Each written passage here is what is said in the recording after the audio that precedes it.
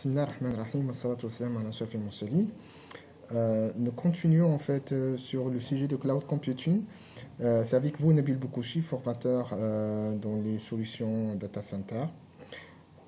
Je continue en fait la partie lab que a déjà commencé notre collègue Reda Mansour, qui a livré en fait la formation sur le cloud computing. Alors ce que je vais montrer aujourd'hui en fait, ou maintenant, c'est une solution de cloud computing qui est la solution Azure de Microsoft et bien sûr la solution VMware vCloud qui est la solution bien sûr de VMware. Nous avons vu en fait durant la formation avec Reda les différents types de cloud computing et bien sûr on va voir durant cette vidéo comment exploiter en fait le service cloud computing et notamment j'ai choisi d'utiliser aussi ce lab pour répondre à quelques questions que j'ai reçues. Il y a pas mal de personnes sur notre page qui travaillent sur des projets de fin d'études. Et bien sûr, elles ont besoin d'un environnement de test de là pour exécuter en fait leur projet, notamment, je donne comme exemple, une solution de backup. Alors là, dans ce cas-là, bien sûr, ces personnes, ils ont besoin des serveurs, ils ont besoin de matériel, ils ont besoin de machines pour pouvoir exercer et tester en fait ces projets, chose qui n'est pas accessible. Heureusement, en fait, pour les providers, les solutions providers, ils donnent une période de test, ça diffère en fait entre chaque provider. Ça peut aller, comme on voit ici sur la page, de 1 mois pour Azure, qui est la solution Microsoft, avec $200 pour accéder à ce service Azure, et bien sûr d'autres solutions comme VMware, qui nous donne en fait une solution de test qui est de 3 mois. Alors, ça, en fait, cette solution peut répondre en fait à ce problème. Par contre, le souci, pour pouvoir accéder à ce service, on a besoin de deux choses. Une adresse email valide, chose qui n'est pas très compliquée, et une carte bancaire accessible pour payer. On sait bien sûr que les cartes bancaires au Maroc, ils ne sont valides qu'au Maroc. Chose qui rend la tâche un petit peu difficile, mais là maintenant en fait les banques fournissent en fait les e-cards pour pouvoir en fait bénéficier et faire en fait un paiement en dehors du Maroc. Vous pouvez tout simplement souscrire à cette offre qui coûte, moi j'ai une carte qui coûte 100 dirhams et bien sûr cette carte là vous pouvez l'utiliser pour faire des achats ou bien pour accéder à une période de test comme je l'ai fait sur Azure ou bien sur VMware vCloud. C'est plus très compliqué, c'est mieux qu'acheter simplement un serveur ou un ordinateur très puissant, sachant que en fait les tests sont pas des tests qu'on va faire tous les jours, mais bien sûr pendant un certain temps. Et le paiement en fait des machines virtuelles se passe en fait, elle est exercée en fait sur le temps où vous êtes connecté sur ces machines virtuelles. C'est-à-dire sur un mois, si vous avez utilisé la machine virtuelle pendant une journée, vous serez facturé que sur cette journée-là. Chose qui rend en fait l'utilisation du cloud computing beaucoup plus intéressante. Et pour moi, je le trouve aussi pour les étudiants. Alors là, comme j'ai dit, moi j'ai utilisé ma carte pour créer en fait un compte. Pour Azure, il faudra bénéficier en fait, il faudra utiliser une adresse email Microsoft valide. Moi j'ai une adresse email avec l'extension msdn.com ou bien avec live.fr ou autre. Toute adresse email Microsoft est obligatoire pour pouvoir en fait utiliser les services Azure. Alors normalement sur cette page azure.microsoft.com tout simplement si on fait try it now, tout simplement on clique ici et vous allez avoir en fait une autre fenêtre par la suite qui va vous demander de mettre en fait vos coordonnées bancaires, votre adresse, votre nom et tout simplement votre adresse email. Là il va détecter que j'ai déjà une adresse email, voilà, nabil@msdn.com et là bien sûr j'ai plus le droit d'utiliser cette adresse pour le test. Free trial is not available parce que j'ai déjà un compte en fait en test, du coup c'est pas possible, mais pour vous ça va être très simple en fait. Il faudra juste mettre votre nom, votre adresse email et les coordonnées de votre carte. Il n'y aura aucune facturation, en fait tout est gratuit, c'est juste en fait pour garantir ou pour éviter en fait qu'il y ait différentes demandes d'accès à ce service là. Voilà, là comme j'ai dit moi j'ai accès. Une fois en fait votre code est accepté, vous allez recevoir tout simplement un email comme celui-là, Azure, Nabil Boukouchi, voilà, toutes les informations seraient facturées, là le numéro de la carte Visa, et là on fait des informations, le prix et c'est gratuit, quantité 1, $0. Ça veut dire qu'il n'y a pas de facturation ni quoi que ce soit, rassurez-vous. Voilà, une fois on reçoit l'email, le service est activé, il faut bien sûr y accéder pour bénéficier en fait de ce service. Et là, bien sûr, on accède sur le portal.azure.com. On a dit ça, c'est un service, c'est un portal self-services qui est tout simplement un portail qui nous donne des services pour pouvoir utiliser des clouds. Et là, en fait, c'est le portail d'Azure où on peut faire tout simplement pas mal de choses. Moi, j'ai déjà en fait créé mes machines virtuelles qui sont connectées entre elles. On va les voir ici. Là, vous allez voir en fait les services que j'ai. J'ai deux machines, la build-VM et la VM2. Ce sont des machines connectées où on a des connexions au réseau. Et là, tout simplement, ça peut être en fait ma petite entreprise où j'ai mes différents ordinateurs connectés, où je peux me connecter à mes machines et faire tout ce que je veux sur mon ordinateur. C'est ce qu'on va essayer de voir durant en fait ce démo-là. Et c'est ce que vous allez pouvoir faire par la suite chez vous. Ça marche? Alors, pour faire ça tout simplement, on a dit que le cloud, ça permet en fait d'extérioriser les services. Et tout simplement, à la place d'avoir des serveurs sur mon en fait, sur mon local, bah, je vais les utiliser en fait ailleurs sur le cloud. Bah, et bien sûr, généralement, ces serveurs, ils sont utilisés en tant que machine virtuelle. Alors, comment on crée la machine virtuelle? Et ça, c'est en fait c'est ce qu'on a ici. Hein.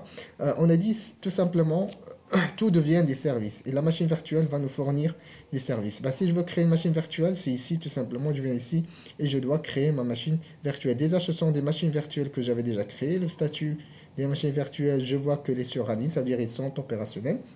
Et on a un service des machines virtuelles préconfigurées. Et ça, c'est plus intéressant. Ça pour fournir en fait des services. Par exemple, on va faire ajouter une machine virtuelle. Vous allez voir en fait qu'est-ce qu'il va nous proposer. Ce sont des machines où tout simplement sont préconfigurées. Il suffit juste de mettre mon nom et ça va démarrer avec l'application. Par exemple, moi je souhaite utiliser une application, on va faire n'importe quoi, par exemple comme une base de données ou bien Vim qui est une solution de backup aussi.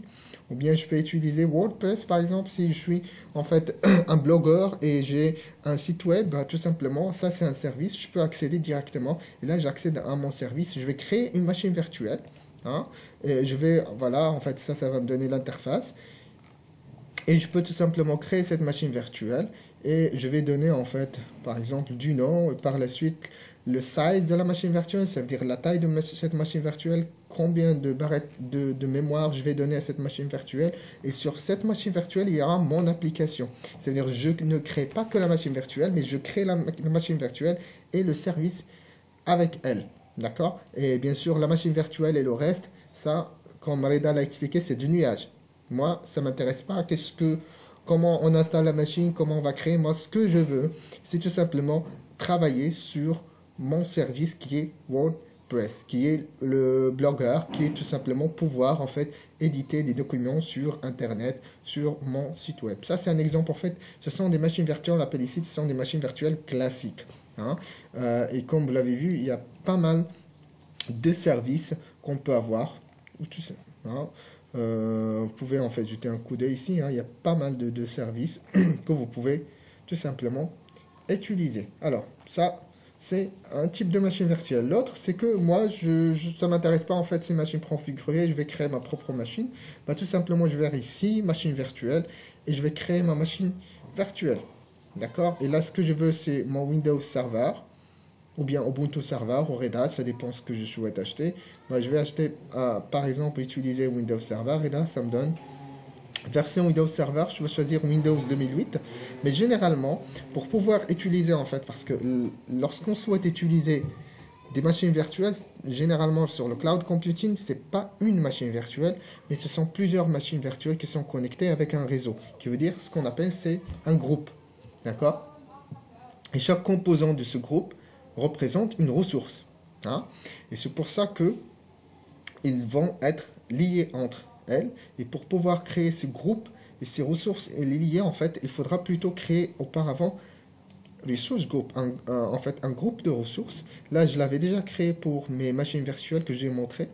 Là, maintenant, on va supposer qu'on souhaite créer d'autres ressources groupes. On va par exemple créer des machines virtuelles qu'on va utiliser pour notre page. On va prendre, on va dire, du n'importe quoi. Alors, on va appeler ça, par exemple, MVC. MVC qui veut dire Moroccan Virtualization Community. D'accord? Et là, si la location de mon data center, est-ce que c'est en Asie, est-ce que c'est en Europe, Est-ce que c'est au Japon? D'accord. De préférence, on essaie s'il y a quelque chose en Europe, ça serait plus simple, voilà, Nord Europe, ou bien West Europe, on va prendre Nord Europe. Et c'est là, en fait, où on va mettre nos ressources, d'accord? Create. Alors, là, on voit le statut, en fait, Create a Resource Group MVC Succeed. Alors, elle a déjà créé ses ressources. Voilà, ils sont déjà créés, d'accord? Location, ça c'est Central US par exemple pour Private, MVC c'est en Europe. Alors là maintenant on va créer nos machines virtuelles. Alors machine virtuelle, add, je vais installer un ordinateur Windows Server 2 minutes. Vous allez voir le temps que ça va prendre pour installer un serveur 2008. Généralement en temps standard ça doit prendre quelque chose comme 45 minutes, 1 heure. Dépendamment de la configuration, hein. Parfois c'est beaucoup plus, ça peut aller jusqu'à 2 heures, 3 heures parce qu'il faudra configurer sécurité, adresse IP pardon, et d'autres services. On va voir qu'il y a par exemple des services comme Active Directory où je peux tout simplement avoir Active Directory ici. Je ne sais pas si on peut le voir. Alors Active Directory. Voilà, Active Directory c'est un service. Là maintenant je paye le service Active Directory. C'est-à-dire que je vais avoir une machine virtuelle avec Active Directory préconfiguré. Je mets mes références et là, ça va me jouer le rôle tout simplement d'Active Directory. C'est plus simple que installer l'OS, configurer l'adressage, configurer la sécurité et installer au-dessus en fait Active Directory. Là, c'est très simple, c'est en 2 clics, je peux avoir mon Active Directory. Bon, ça, c'est pas le but, mais moi, je souhaite plutôt créer une machine Windows 2008 R2 SP1. Voilà, ça, c'est notre machine virtuelle. Ça, c'est pour le management, Resource Manager. Et là, voilà, il va me donner les informations. Alors, c'est quoi le nom qu'on va donner à cette machine virtuelle? On va l'appeler MVC1, c'est-à-dire c'est notre première machine virtuelle. Alors, l'utilisateur, je vais appeler Nabil, comme mon prénom. Password, il demande en fait des passwords normalement avec plus de sécurité.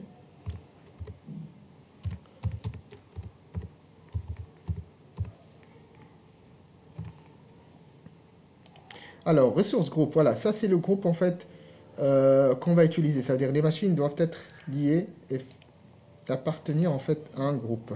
Alors, groupe, voilà, on a les deux. Moi, je ne veux pas que cette machine soit connectée sur ce réseau, sur ce data center, vous l'appelez comme vous voulez, mais plutôt sur mon propre data center virtuel qu'on va appeler MVC. Alors, voilà. Et bien sûr, Nord Europe, parce qu'il a pris ça depuis en fait le groupe qu'on a créé. Ça, ce sont les informations. On a le nom de la machine, le nom d'utilisateur sans password. C'est bon. OK. Et là, ce sont les machines virtuelles qu'on peut avoir. Il y a des machines standards. Hein. Par exemple, la première machine, ce sont quelque chose de basique avec un corps, 3 Go et demi de mémoire, 2 disques durs SATA. On a des machines en fait à 2 corps, 14 Go. En fait, ça, c'est l'utilisation estimated, hein, par mois. Ça veut dire ça, cette machine peut aller jusqu'à 223 $ par mois, dépendamment des ressources qui sont utilisées. Mais on a dit que vous serez facturé que sur le montant que vous avez, ou bien le temps que vous avez utilisé la machine. Bon, on va voir, on va utiliser une machine, celle-là par exemple, avec 14 Go. Sinon, on peut voir toutes les machines. Et là, il y a énormément de configurations. Par contre, ce qu'il faut noter, c'est on n'a pas accès à quelques configurations avancées lorsqu'on est en version de test. Hein. Par exemple, des configurations avec 112 Go de RAM, c'est énorme, et 16 corps, ça c'est vraiment énorme, mais bien sûr, vu qu'on est qu'en test, on n'a pas accès à cette machine. Ça marche? Alors, on va utiliser celle avec, plutôt celle-là, ça m'a l'air très intéressant. Alors, 4 corps, pardon, et 7 Go de RAM. Select, on va sélectionner cette machine virtuelle. Voilà, là il va nous fournir en fait le network. Subnet, c'est le masque sur réseau. En fait, les adresses IP pardon, soit qu'on va utiliser en fait des adresses statiques que je vais mettre moi-même, soit je peux en fait configurer, ou bien ils vont prendre les adresses IP automatiquement depuis mon DHCP. Ça va être quelque chose comme 10.1.0.1.2. Alors, monitoring pour diagnostiquer la machine virtuelle. Network group, c'est la sécurité de network. Et là, on voit l'adresse l'adressage. Alors, public IP address. Alors, il y a l'adresse standard qui va être MVC, ça va être 10.1.0. On va voir ici. Hein. Qu'est-ce qu'on a comme adresse IP?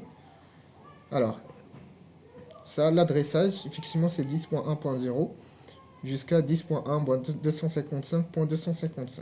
Les personnes qui travaillent sur le réseau, ils savent de quoi on parle exactement. Ça, c'est le subnet, le masque sur réseau. Et on a une deuxième adresse IP qu'on va prendre. Ça veut dire que la machine virtuelle aura deux adresses différentes. La première adresse, c'est l'adresse interne. C'est-à-dire pour que les machines sur le cloud puissent communiquer. C'est une adresse privée. D'accord? Une deuxième adresse, c'est l'adresse publique. Alors, l'adresse publique, c'est pourquoi? C'est une adresse via Internet. D'accord? C'est-à-dire c'est l'adresse que je vais utiliser pour pouvoir me connecter à cette machine virtuelle. Parce que la machine virtuelle, il sera dans un serveur avec d'autres machines virtuelles qui, en fait, qui fournissent un resource group, d'accord? Une ressource, ou bien groupe de ressources, pardon, ce n'est pas la traduction exacte en français. Et moi, pour pouvoir se connecter à ces machines, je le fais via l'externe. C'est-à-dire une adresse IP externe qui est l'adresse Internet que je vais utiliser pour pouvoir connecter. Bon, pour me connecter, c'est possible que je n'ai pas besoin de me connecter à toutes les machines. Je vais me connecter à une seule machine. Les autres, ils vont communiquer entre elles. Vous voyez, en fait, dépendamment de la configuration. Et sinon, je peux me connecter depuis une machine et depuis cette machine-là, ça me permet de faire aussi un remote desktop, en fait, une connexion à distance sur les autres ordinateurs. Mais il vaut mieux limiter, en fait, le maximum des adresses IP publiques, parce que ça, c'est la même adresse que vous utilisez par exemple sur votre routeur sur Internet, qui veut dire qu'il y a une facturation spéciale aussi pour cette adresse IP, c'est-à-dire à peu près $20 par mois. C'est tout simplement pour l'adresse IP. On peut avoir une machine avec plusieurs adresses IP publiques, d'accord? Bon, ça, ce sont des configurations. On a dit notre but aujourd'hui, c'est pas de trop parler sur le détail, mais c'est juste pour comprendre l'ensemble. C'est-à-dire que la machine virtuelle aura une adresse privée pour les machines virtuelles, pour les ressources, et il y aura une deuxième adresse qui est l'adresse publique pour pouvoir se connecter à distance. Masque sur réseau, on ne va pas trop parler. Alors là, c'est l'adresse IP. On va voir, on va l'appeler MVC. Et bien sûr, cette adresse peut être dynamique ou peut être statique. La Network Security Group, s'il y a des règles sécurité sur le réseau qu'on doit appliquer sur cette machine. Bon, on va laisser tout standard et on va cliquer sur OK. Alors voilà, ça donne en fait une récapitulation sur la machine virtuelle, version device gratuite parce qu'on est en gratuit, nom du groupe MVC, location de la machine, le nom de l'ordinateur, l'utilisateur, mot de passe, le size, ça veut dire que la taille de la mémoire, processeur et autres, type de disque dur, il y a standard, il y a SSD, et chaque type de disque dur, bien sûr, la facturation change parce qu'il y a des disques durs plus performants que d'autres. Le SSD, ils sont beaucoup plus rapides que les disques durs standards. Et diagnostic OK. Voilà, tout ça, ça me semble OK pour moi. Validation OK. Et là, ça commence en fait la création de la machine virtuelle. Là maintenant, il est en train, deployment started, ça veut dire qu'il est en train d'installer la machine virtuelle. L'installation, ça va prendre quelques minutes. On note ici, alors 6h37 p.m. Ça, c'est la date, en fait, c'est le début de déploiement de cette machine virtuelle. On va en profiter pour créer une deuxième machine virtuelle. On va connecter les deux machines virtuelles. Alors, on fait New. Et bien sûr, on va créer une autre machine virtuelle. Ou bien, on peut venir ici, machine virtuelle. C'est comme, en fait, il y a différents moyens pour créer des machines virtuelles, mais c'est toujours la même chose. Alors, Windows Server 2012, ça ne me dit pas trop. On va utiliser la même machine que Windows 2008. Alors, je ne le vois pas ici. On peut tout simplement taper au tout simplement, on peut venir ici, hein, et choisir depuis là. Alors, Add, Windows Server. Et là, on va choisir notre machine virtuelle Windows 2008. Pareil. Create. Et là, on va donner les mêmes ressources. Alors, la première machine, on l'a appelée MVC1. Celle-là, on va appeler... Oups, désolé. On va appeler...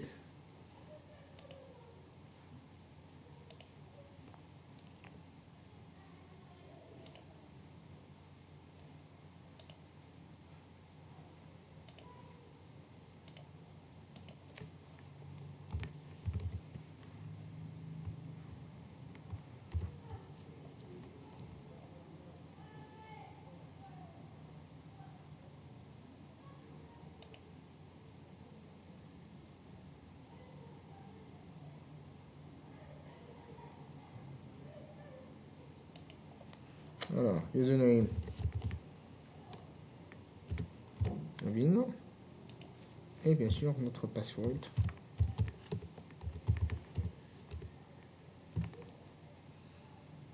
Alors, ressources, il faudra utiliser bien sûr MVC, notre data center virtuel. Là, qu'est-ce qu'on a dit? This subscription is capacity for total regional cores on this location. Voilà, alors, ça veut dire que, tout simplement, apparemment, on a atteint le limite parce que c'est une version de test. Ce qu'on va voir, tout simplement, j'essaierai essayer de supprimer une machine virtuelle, chose que j'ai jamais faite sur Azure. Alors, on va voir ça. Private, maybe. On peut carrément supprimer ça. Voilà, delete. Voilà, on va carrément supprimer toutes les machines virtuelles qu'on a créées sur le premier data center que j'ai appelé. Voilà, ça, ce sont toutes les ressources. Delete. Alors, il est en train de supprimer en fait mon data center. Là, il est toujours en train d'installer deployment pour la machine virtuelle. Et là, il est en train de supprimer en fait cette ressource-là. Alors, on vient sur MVC. Je ne sais pas est-ce qu'il va nous donner la main aussi pour créer la machine virtuelle. On va voir. Alors, add. Non, c'est pas ressource groupe que je souhaite ajouter, mais plutôt une machine virtuelle. Et juste pour revenir, en fait, je vais voir ici le statut de la machine, hein, creating. Il est en train de créer la machine virtuelle. Il n'y a plus d'installation, en fait, tout change avec le cloud computing. Vous n'avez pas besoin d'installer carrément la machine virtuelle. Alors là,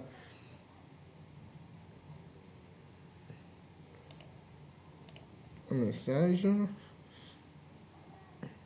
Alors, on a dit qu'on souhaite ajouter une deuxième machine virtuelle. J'espère qu'on a maintenant la main pour le faire. Je ne sais pas. Alors, Windows Server. Windows 2008 SPA. Create.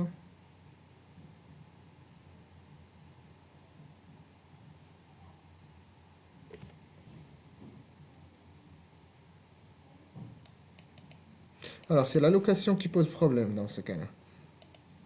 On peut changer l'allocation, oui, pas de problème. D'accord. C'est l'allocation, en fait, c'est le data center physique. Hein. Il n'y a pas assez d'espace pour utiliser, en fait. Tous les corps des CPU sont pratiquement utilisés. Il faut utiliser, en fait, un autre data center. Je ne sais pas ce que vous comprenez. En fait, là, on parle de l'emplacement physique du data center. Parce que les machines, ce qu'on est en train maintenant de créer, sont des machines virtuelles. Et ces machines virtuelles sont dans des serveurs. Et des serveurs, ils sont dispatchés sur différents data centers. Il y a des data centers en Europe, il y a des data centers en Amérique, il y a des data centers en Asie. Bah, en fait, les data centers, par exemple, maintenant qui sont en nord d'Europe, ils sont saturés. Il faudra utiliser d'autres locations. Alors, mais de préférence, toutes les machines virtuelles doivent être sur la même location, d'accord, sur le même local, pour qu'il n'y ait pas de problème de lenteur. Alors, on va appeler, on a dit la machine virtuelle MVC2. Username, Nabil. Password.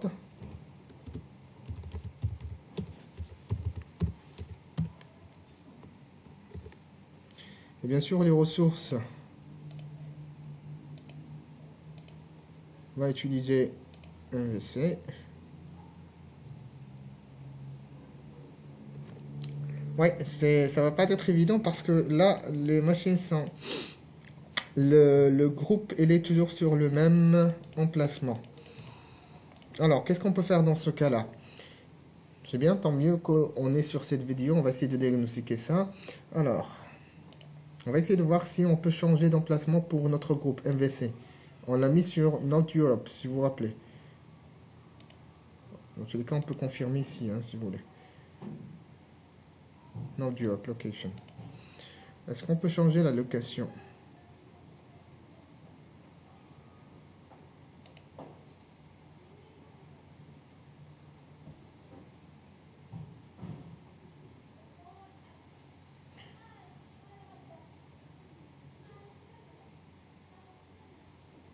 Alors, c'est triste.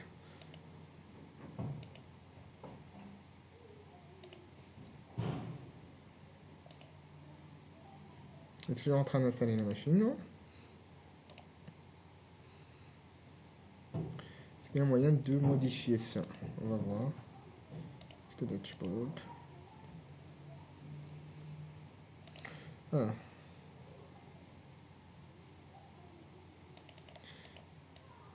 Parce que là, je vois que la question est grisée et apparemment, il n'y a pas moyen de supprimer. On va voir tout de même. Alors, resource cost, resources. Ouais. Properties.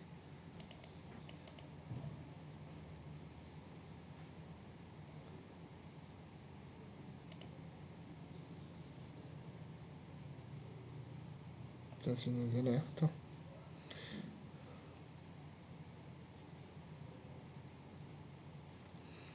Bon.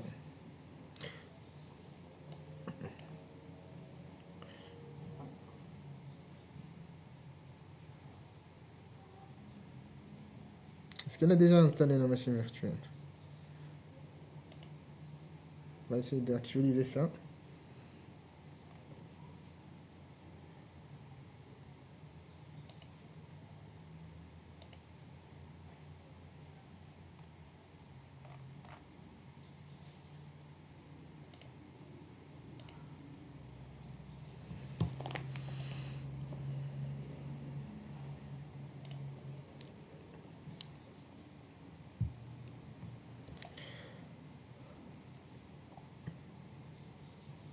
Alors, notre Europe apparemment c'est saturé. Ce qu'on va faire, et ce qu'il faut apprendre à faire en fait, si vous avez un blocage, essayez de trouver une autre solution.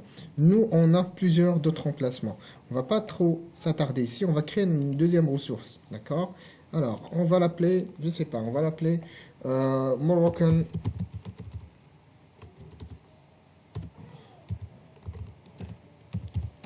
Virtualization.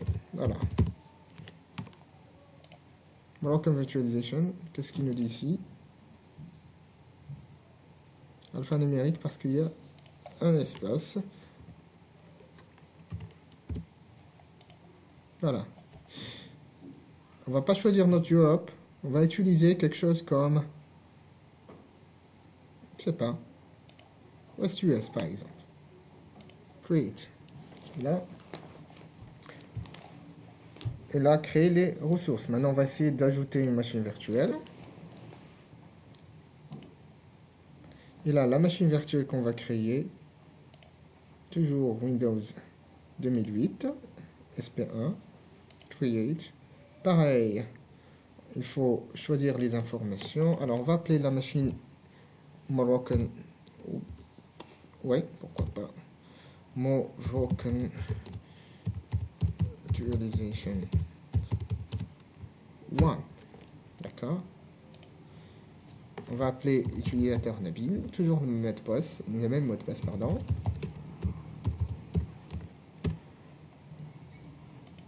Là, les ressources.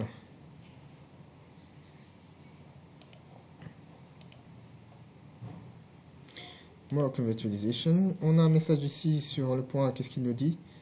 Special character, qui est normalement des espaces. On va mettre des tirets, par exemple, en place.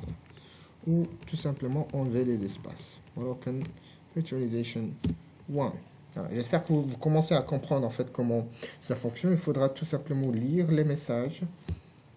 Ça dépasse les 15 caractères. On va appeler tout simplement, on va supposer que c'est notre contrôleur de domaine. Domain controller, DC. On va appeler DC, d'accord? Voilà, alors. Ça, c'est notre domaine controller. Ça passe. Change le nom. Et c'est OK. Bien sûr, dans un monde réel, ce qu'il faut faire, c'est tout simplement les noms, les adresses IP, tout ça, en fait, est designé, en fait, avant. Et déjà, en fait, il faut penser bien à l'avant. Bien à l'avance, pardon. Alors, là, pratiquement, on a terminé. Il est toujours en train d'installer la machine virtuelle. Nous, on va lancer notre machine. View All pour voir plus d'offres. On va choisir cette machine-là, par exemple, DS2 avec 2 corps, 7 Go de RAM, 4 disques durs et 6400 I/O, input-output per second. Ça, on pourra en discuter un autre jour. Bon, ce sont des caractéristiques de notre machine virtuelle. Voilà, Create. Pareil, il va nous charger les mêmes informations.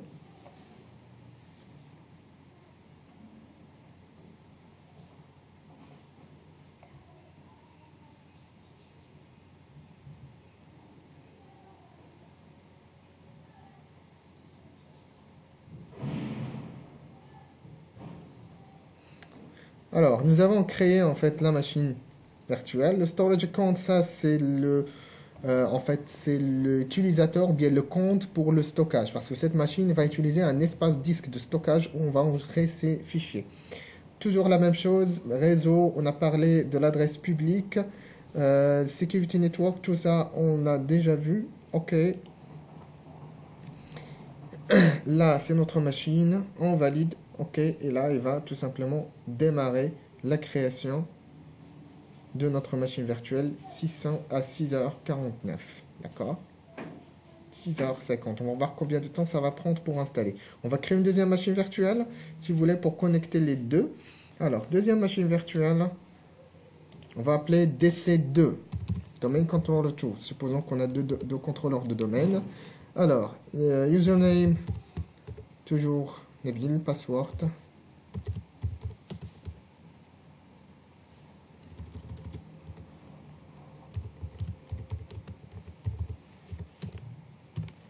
Alors, un petit problème avec le password, c'est tout simplement vous le tapez une seule fois.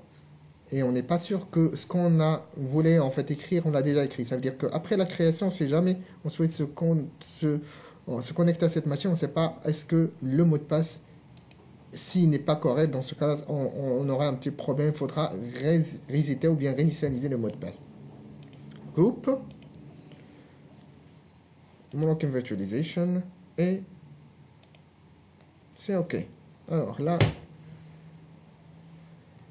il va à nouveau nous donner, on va choisir cette machine, encore 3 Go et demi de RAM, de disque dur.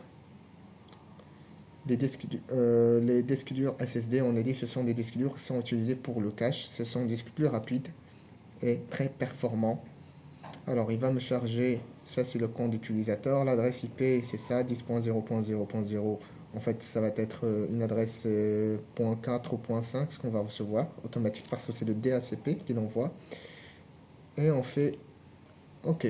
Alors là, normalement, il nous a créé la deuxième machine. Réellement, tout ce temps, tout ce travail qu'on est en train de faire, et je parle sérieusement dans un environnement physique, ça va être beaucoup plus compliqué. Parce que juste pour booter, il faudra avoir une clé USB ou c'est pas un DVD. Le DVD parfois ça fonctionne pas. Il faut activer le système d'exploitation, il faut configurer l'adresse IP, il faut configurer la sécurité. Tout ça prend énormément de temps dans un environnement. Alors, on a supprimé le groupe, on a créé un nouveau groupe. Il y a 3 machines virtuelles qui sont en cours d'installation. Celle-là, je ne crois pas que ça va fonctionner parce qu'on a supprimé son groupe. Je vais voir s'il y a moyen d'annuler. Alors, cancel. Ou bien delete. Voilà. Alors, comme ça, on n'aura que 2 machines virtuelles qui sont en cours d'installation. La première, on l'a installée à 6h50. Si vous vous rappelez, on va voir combien de temps ça va prendre. Voilà, bah, je vais en fait arrêter l'affichage pendant quelques minutes, juste le temps que les machines plutôt s'installent. À tout de suite.